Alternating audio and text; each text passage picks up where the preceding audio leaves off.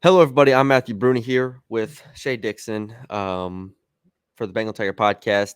Sorry, I'm a little disoriented. It is the time zone thing really does throw you off. I'm glad I work in the same time zone as y'all. I don't like this having to figure out what time it is for you, what time it is for me. It's not fun. You're one time zone away. You're on I the know. East Coast. All I of our know. East Coast listeners, Matty B is in Charleston at the Charleston Classic.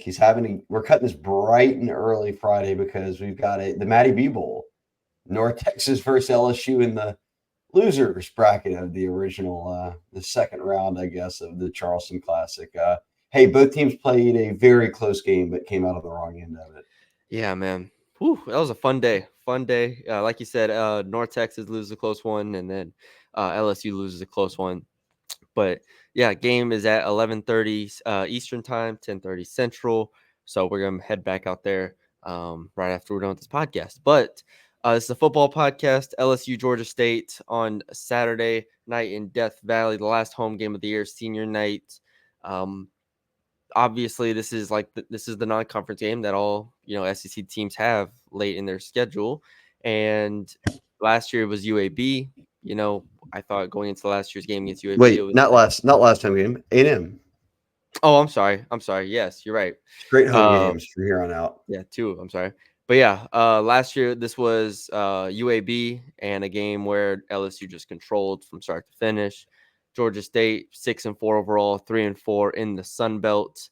Uh, did beat Marshall, but has lost three straight games to Georgia Southern, James Madison, and App State. Where do we want to start from LSU's perspective? What we want to see? For me, this comes down to one person and one person only, and that is Jaden Daniels getting his numbers. And I know that sounds selfish. I know that sounds um, I don't know I don't know what the word is, but selfish, I guess, is the word. But for Jaden Daniels, from me, but I needed him to get his numbers and continue his push for the Heisman. That's what it's going to be about, right? I mean, yes, you go out and win. You want to stay on track uh, to finish 9-3 regular season, which gives you a potential back-to-back 10-win seasons, which Brian Kelly's talked about a lot recently. Is a very big deal to them. But that being said, yes, this is your final non-con game. You need to obviously go out. Jaden plays a half, three, into the third quarter if they stay with their normal routine of what they've done when they've been up in big games. But yes, I would expect throwing it downfield and a lot of running for Jaden in this one because you want to stack up. He already leads the country in about every metric you can, including total yards. But you want to continue to put some distance on Bo Nix and Penix.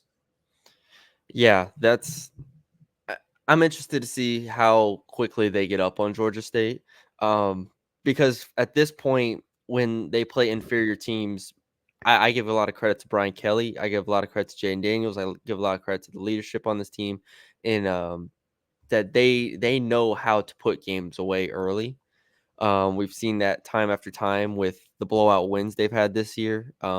Especially, the Grambling State game. You could argue the first quarter was shaky, so yes, but I even after that it was over very very fast in the second quarter. So this team typically does not play around with G5 teams, FCS teams. Heck, Mississippi State and Auburn didn't really play around with them. So I don't have a concern about this lingering into the second half at all. If it did, would it be the worst thing in the world? If it took them a half to if they were only up 28 to 14 at half or something, or if they were up 21-10 at halftime, would it be the worst thing in the world? No, but I just don't think that'll happen. I think they'll be up four scores going to the second half. This is a team to give some perspective in Georgia State that just a few weeks ago beat ULL by 3, and that Raging Cajuns team had Zion Chris at the time. This was before he got hurt. Mm-hmm. They won that game 20-17, and at the time we're 6-1. They've had a bit of a rough go now. In that stretch, they got blown out by Georgia Southern, crushed by James Madison, who's a top 20 team, and then crushed 42-14 again by App State the following week. So those were their past two games. Were playing two teams that are, look, James Madison's top 20, App State's always a tough out. They lost both those games 42-14. Yeah. Um, Sunbelt's tough. and the Sun Belt is a tough conference. I will say, just of note, because I think this is important late when you're playing teams, is they are bowl eligible already. So like they don't need this. They don't have to have like 2 more wins to get bowl eligible, and they're Yeah. rolling everything out. They're already 2-6 wins. They play Old Dominion next week. That'll be a good game, and they can Yeah. get to 7 wins. So I would imagine for LSU, the goal first off is injury free, in and out, be good to go, win the game comfortably. Then what can you do for Jayden Daniels? And then third, clean up the defense. Yes. We can flip it to the other side of the ball because actually I'm looking up. I looked up their EPA stats, so their advanced stats. Georgia State's on CFB graphs, and offense ranks 52 in the country now. They haven't played a P5 team before LSU, so this is all Sun Belt mixed in with Charlotte, I Rhode think they Island. played UConn and Marshall, so that'd be the tough. I don't even know. The non-conf, Is the Marshall even Troy. in their conference? Is Marshall in their conference? Yes, Marshall, like their conference games, I think their conference games have been really tough between Coastal, Troy, Marshall, James Madison, like you said, and Georgia Southern. So like the conference schedule's tough, but their non-conference was Rhode Island, UConn, and Charlotte. Yeah, I was about to say, okay, Rhode Island. Who are these non-con teams? Yeah, Okay, so those they are the played three basically non-conference. nobody. So that's where I'm saying is the advanced stats do not take into account strength of schedule, but in these games, Georgia State ranks 52nd in offense, 43rd rushing EPA, and 58th passing EPA. So they've at least had success against the lesser teams that they've played for the most part. Obviously, lately they've hit a stretch of tough defenses or tough times on offense. But like you said, I think the defense is where you look at with this LSU team.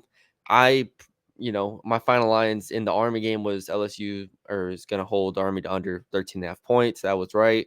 It's just this defense typically, with how bad it is against good offenses, they are really good against, G5 bad offenses in the P5. I mean, this is a defense over the last 2 years under Matt House that at the very least, when they play a bad offense or a offense that can't really beat you in a variety of ways or doesn't have a really good quarterback, they can kind of just put the clamps on you. And so I do expect the defense to be fine in this one.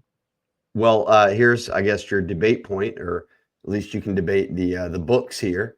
They've got the spread of this game above 30. It's 32.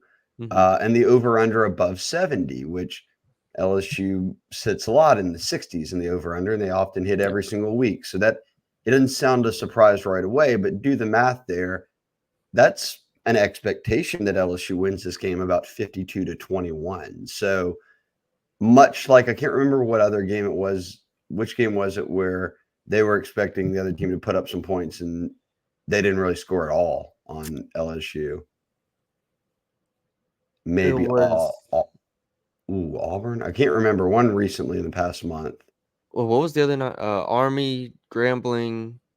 And this would be Florida it. State. Yeah. It was one of those. It might have been Auburn. I mean, Army was, like I said, Army was my pick team total under 13.5.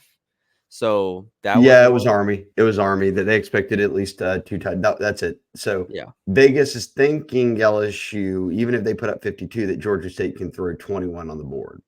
Let's So are see. you taking under 21 team total here? Yes. Yes, I would. I'm trying to find what the actual Vegas team total is now that you bring it up. Since I have not looked at it. But again, the defense, it's in these games, I think Matt House, to his credit, does a good job of keeping things simple enough, which, you could argue hurts them against good teams, but they keep it simple enough and they don't have to adjust. They can just kind of overwhelm teams.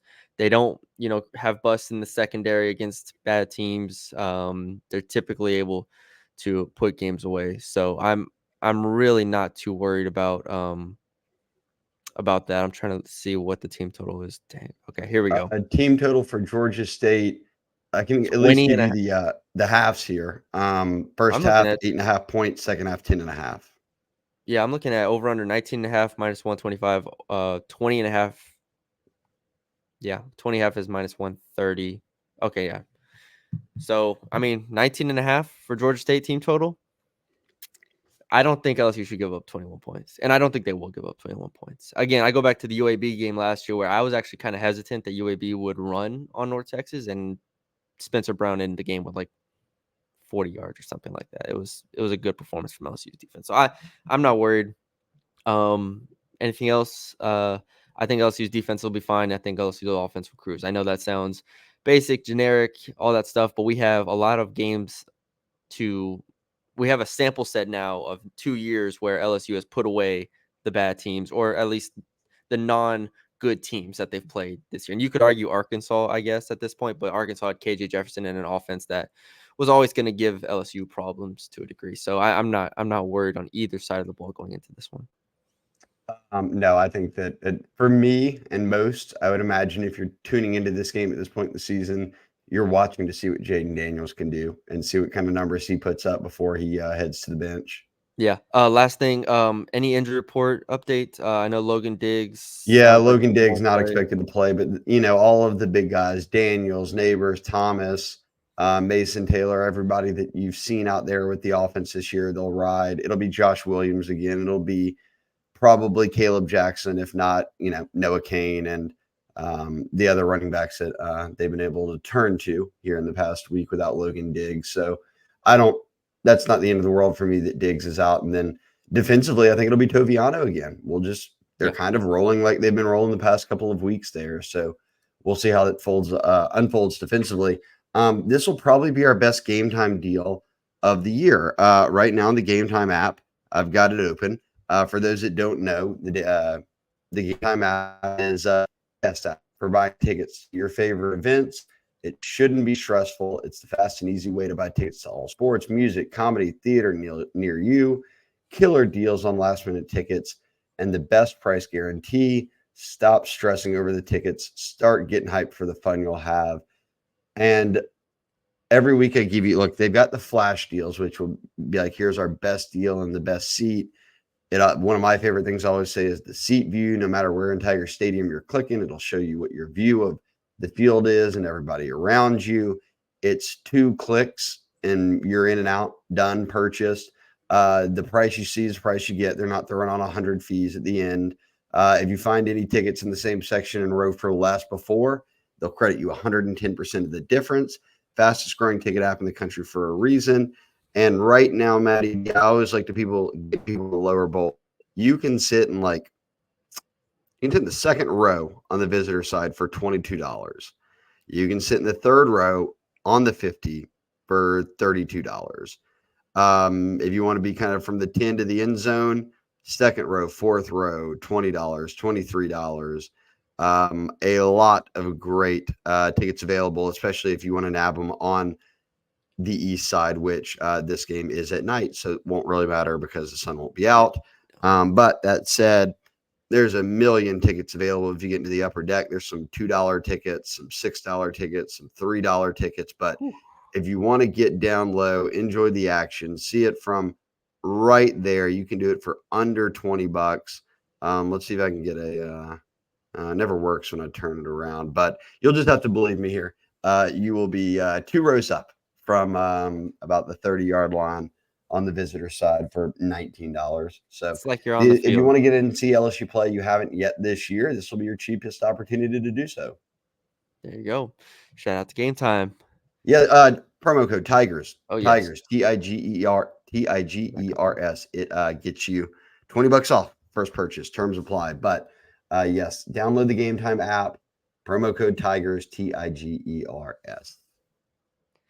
All right, game balls. I do also want to maybe a game ball prediction, but also if we were interested to see another player or anything like that, I think we can kind of give them a shout out as well. But Okay. I think game we're allowed ball. to pick the same player for this one on offense. Okay, I mean, yes, Jaden Daniels is going to put up the numbers here. This You is want now. Jayden Daniels to put up the numbers to continue to warrant the Heisman hype. So, Yes, and Jayden, Brian what's your Kelly. offensive game ball prediction?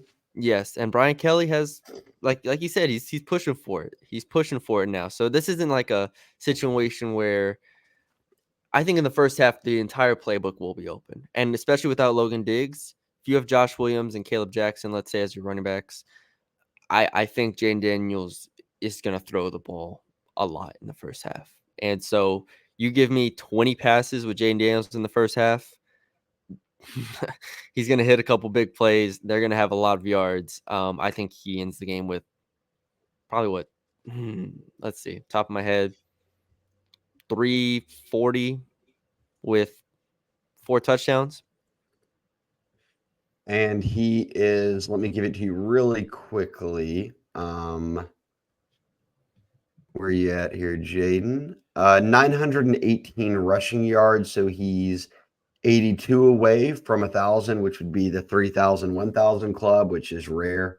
And a lot of the 6 or 7 guys who have done it are really, really elite quarterbacks, dual threat quarterbacks, obviously. So I would bet he hits that 1,000 this week. He can run for 82 on Georgia State. No, he could. The question is usually he doesn't try to run over, run for 100 yards and blow out games, but I could see on the first couple possessions him pop in a 40, 50-yard run. So yeah, I think it'd be nice to go into that A&M week, that final week of the season, where a lot of Heisman voters are starting to warm up their pins and get ready to fill out the ballots, and he's already got over 1,000 yards entering that week. So 82 yards rushing, I think, would be a key stat for Jayden to hit. So you want to pick him? We're both picking him on offense. Yeah, we're both picking Jayden Daniels on offense. Yeah. Yeah. I was asking if you any other shout outs on offense or people you're interested in seeing just in general. You like Zalen's Hurd coming back in at some point? Yeah, I mean, some Hurd. Look, they can't play DJ Chester again, or he'd have to lose a red shirt. He's at 4 games right now. They're in an odd spot with a lot of guys who, Kylan Jackson, some others who have hit 4 games. And if you want to keep a red shirt on them, you don't play them these next 2 weeks. And really, they're backup, so you don't have to. I'll give you one. Trey Holly. I don't want to choose a freshman. Trey Holly. I'd like to say, okay, actually, all the wide receivers, freshmen, have already redshirted. They've only played in 2 games, and they only have 2 games left. And bowls don't count anymore against eligibility. Yep. So the only time we really saw the freshman was that Grambling game. I'd like to see Shelton Sampson. I want to see if he can get out there and do something, because they did go to him in that other game in week 2 or whatever it was, and he dropped what would have been a pair of touchdown passes. So I'd like to see a little Shelton Sampson if they get up big. Yeah, like I said, Trey Holly is my pick. I like that pick. There you go. No other running backs. I mean, Noah Kane, we'll get some, but Trey Holly. And he's already taken a red shirt as well. He can play in this game. He'll be fine. So good picks there. Defense. This one always requires a lot of thought. Here. Georgia State seems like a pretty balanced offense. This is interesting. I'm going to go Toviano here. Okay. If they're willing to throw it some, and we see, I'd like to see the freshman get tested. I want to see them throwing on him. I want to see what he looks like at corner. He's a great player. He's a very versatile player, but I'd like to see some downfield one-on-ones or him chasing guys across the middle. And what does he look like when throws are on the money and he's got to make a play? So, yeah, with a bit of a balanced offense, if LSU gets up, they're going to have to gear towards throwing it. I'd like to see what Toviano can do at corner, and I'd expect him to get some extended run in this game. He's already been starting the past 2 weeks. Now he's out there and saying, okay, we're playing a lesser competition. Let me see what I can do. Yeah. I want to pick Mason Smith. I'm going to take Mason Smith. My main concern is on this defensive line, and I think Georgia State can dedicate a lot of attention to him.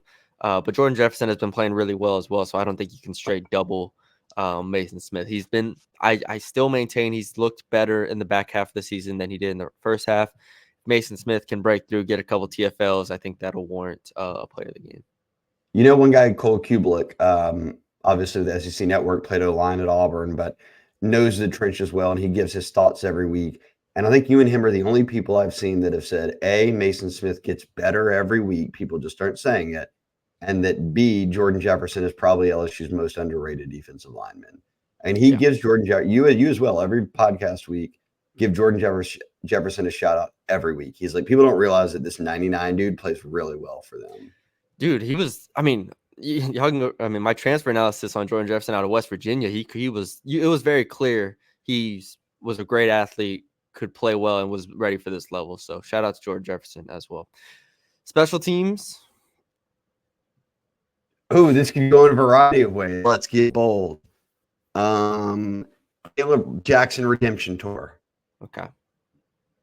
He fumbled one last week. Then he didn't even get to go back in at running back in a game that LSU went up on big and they started playing Noah Kane. I bet that Caleb Jackson's itching to not fumble it and he'll have some chances.